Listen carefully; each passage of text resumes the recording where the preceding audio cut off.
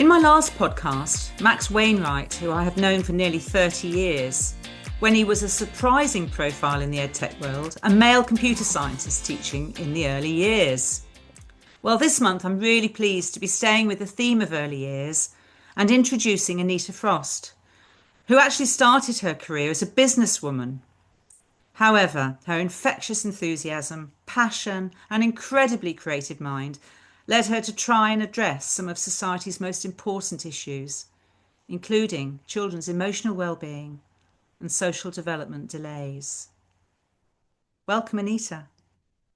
Hi, Margaret. Thank you so much for inviting me to have this conversation.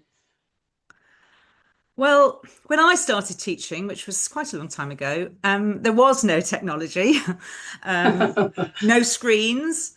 But I like to think that the children were still motivated, stimulated, and eager to Yeah. develop their own ideas. But with technology so much at the forefront, how hard is it for people like yourself, well, and your company, to retain Mm. some of that practical hands-on experience for young children? Yeah, great question, Margaret. We're in a time where everything is all consuming for technology, and technology has led a path in the earth which has created space for change, space for innovation, and space for advancement. But in that, we are humanity, and as humanity, how do we encompass the needs of what's necessary for us? And actually being distracted is not good for humanity in regards to our mind, in regards to our spatial awareness and how we look and see. And children are so important. And those early years are just lavished for them to be able to have space to play and to see. And the most innocent things like, it's morning, it's bedtime, those small, simple messages bring so much delight to them. Yet we're finding our kids, as soon as they're up, they are immersed in technology, from a family member holding a phone to the TV being on to Hey Google to Hey Alexa, and all these different sounds. And our children haven't grasped just those basics of space to play and to read. And technology, then, how do we balance that, Margaret? Like you said, you had none of it, and I'm sure you'll have joys from having none. And how do we encompass the balance of both?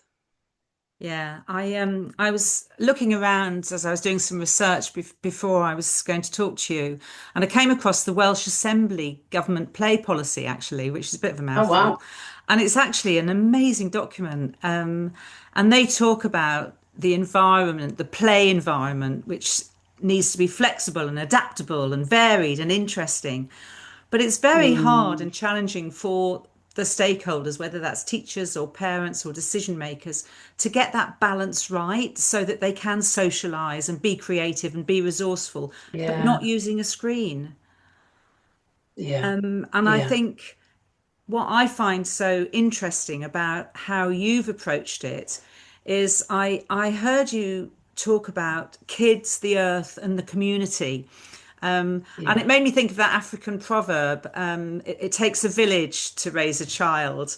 And I'm a granny to 8 grandchildren, so I know that there are many elements that work there. How do you think the community, whether we want to call it the village or the grandparents or the extended family or the teaching profession, how do you think they are able to embrace, or how can we help them embrace these challenging options? Mm, it's so great, Margaret. If you think of before the pandemic, let's just go there for a minute. We were at peak for going out as a mum who's maybe on maternity leave. What was the joy? It was going to some sort of play group. It was going to a bookshop where they have rhyme time, story time. There was the community element that allowed a mum or a dad who has been doing night feeds, figuring it out, and they just wanted to load baby in the pram or toddler in the pram and head out somewhere for space. That space can be park as well, but we know that community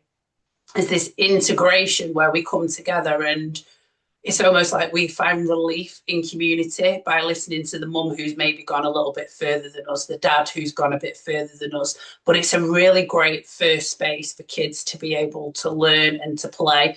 And also, they get to look up and see their parent in a different space. And in that moment, they are sponging everything up. They're sponging the sounds, the sense. It's toast time. It's rhyme time. We've got a new story. Oh, it's a familiar face. So community is the shaping of that school readiness, but we don't really know it because we're just passing through. Now we're missing out because funding issues, also responsibility for stakeholders, governments to really pave the way. We had Sure Start centres, and now we've turned to passing our device to our child to comfort and self-soothe on. There's so many downsides in that, but community is huge. Grandparents, you'll know that, Margaret, having that grandparent come round and just help when you're stressed, help when you need to get the tea on, help because there's an emergency. But in that moment, that child being passed to the grandparent, that child is like, oh, that's my favorite person because they teach me, they've got a different sound, they've got a different smell, they learn. And there's just this, gorgeousness for our kids to get in community, even neighbours, next door neighbours who, hi, how are you doing? How's little Billy? How's little Jemima? Community shapes. We're isolated more than ever before. That is not building our next generation. It's suffocating them. Yeah, and I find it fascinating that plays almost become something that we talk around rather than it just spontaneously happening. Because play, it doesn't matter what age we are, play is about enjoyment. It's about a little bit of risk taking. It's about taking turns. It's about motivation. It's about discussion, language. And I know I'm part of a body that supports a multi academy trust. And one of the biggest concerns is language development at the moment because children are not sitting round the tea table. And I don't mean like the Waltons, all sitting there and having our, meat and two veg, but they're literally being looked after by a screen or by an older sibling. And that spontaneous interaction where we're sharing seems to have got lost. Everyone's too busy. Yeah, and Margaret, before we jumped onto this podcast, I had a journey on the tram and I was filled with so much joy to see this granddad on the tram with the granddaughter and the grandson. And the granddaughter must have been about 7 years old. And the pole in the middle of the tram. Yeah. So granddad was just such a simple game. He put his hand and then she would follow and put her hand. And they were almost like as high as they could Oh, go. And the joy out of both of them, and there was no sound in that particular moment, but the connectivity in between those two was play. It was reassurance. It was taking risks. It was experimenting. And it was something that no one else was doing on the tram. Everyone else had their heads down and yeah. they were on their phones. But there was this marvelous moment of just playing. And they both had eye contact in each other. And I just thought that is such a powerful bond right there. And we need to see more of that. And Yeah. when you said about play, we're talking about it. That's right. Are we encouraging it? Something I love is when in the summer, in the area that I live in, I find there's only a few days when we have such beautiful weather that all the children experiment with water and they play outside. But then there's too much silence in our streets. And that's because we've gone from allowing our kids to play out wherever, whenever for hours and lose them for a weekend to actually keeping them so tight in that we've lost the experiment of what play can be. Yeah. I think that's absolutely right. And I think the word that sort of is conjured up for me is space. Mm. Space as in physical space, but space as in time too. And whatever we do, I think we should all be making a concerted effort to create that space. And that might be stealing it from something else or hijacking it from something else. But to your point, that granddad on that tram, what a fantastic experience. So that little girl will remember it forever. Yeah, absolutely. And she'll remember the importance of that moment more so than the technology that was happening in that space. And honestly, I my face just lit up. One as an educator and somebody who's an ambassador for play and learning for kids. I was just like, yeah, we can do it. And you're right, Margaret, space, intentional space. And we are getting signs of that, of parents even leaving their phones at the door when they come in to take ownership. And I think maybe that's an education piece. How do we take ownership of these perfect spaces? Our garden, even a yard. You can Yeah. use a plant pot in a yard Yeah. with children, a driveway. How can we be intentional to be in connectivity, eye to eye, nature to little people, and explore an adventure? Yeah, I mean, I think culture is a tricky word, isn't it? Because how do you, I don't think you can create a culture, and yet you need to work at making something that's tangible that people feel they can belong to.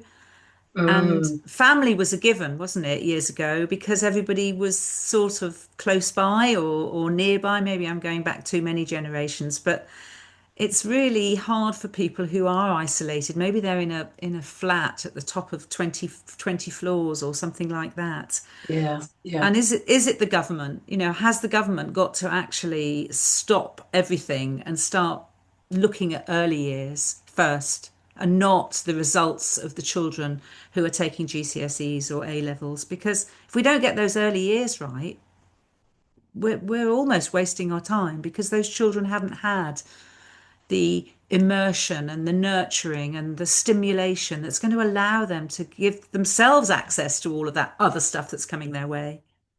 yeah, absolutely. Play spaces incorporated into every day is something that we collectively, corporates and government, need to take responsibility. Another really joyful one to share with you. And I was in M&S probably 2 months ago now, and I was waiting to meet somebody, and I just thought I'll nip in, get a few bits. Now, I'm very much in the Trafford region. So when we see kids they're kind of in the trolley on the technology, I walked into this different region to the M&S, and all of a sudden I was like, whoa, whoa, whoa. All these little ones had the trolleys and they were doing this. And you're talking like under twos, under threes. They were out with their parents. And normally you can kind of nip and you've got a flow. But I had to be like, whoa, we need traffic lights. But at the same time, I was like, this is amazing because the little tiny baskets, pack of potatoes and it's filled. But these little people, they were just exploring, and the language from the parents. So these are a different type of parent, a parent that's invested in it. They're like, yeah, we need to get onions, we need to get carrots. And this little one's like, right, okay, off we go, taking those steps. And I was just like, that's amazing. So what's happened there? That's an area and a region that is embraced a particular time in the day to get the toddler out the trolley, holding their own little trolley and walking around an aisle. But the amount of skills that little one's learning and independence in that. And if anything, is it stressful? No, you see, the parent loves it. A parent Yes. loves to see their child experimenting and having joy. And for the rest of the shoppers, it's joy. All of a sudden, you've gone from, oh, I need to get this to like, oh, look how cute that little person is going past. So, how can we incorporate it as a corporate responsibility that it's a huge topic, it's draining taxpayers, pay, and our kids are massively missing out. Special educational needs has gone through the roof, behavioural issues gone through the roof. So even though in our podcast sharing these two great stories, the granddad, the little trolleys, we've got a lot of work to do still, Margaret. We have. And so what do you think the future of play, is it still under threat? Do you think there's got to be some sort of explosion? Has something, I mean, so you started out in the corporate world and you've changed your journey. I don't know if you've done some U-turns or met a roundabout or a fork in the road or what it was. Tell us a little bit about how you've ended up coming down to this level, and I mean that not in a derogatory sense. Yeah, yeah, no, absolutely. So my study background was always child development, and I've done extensive study in that space. But it was through redundancy in that space, which I was very much a workforce leader who was disruptive, got things done. Didn't know I was an entrepreneur then. It wasn't a word that's used. And the pathway to working with children was mapped out in one particular way.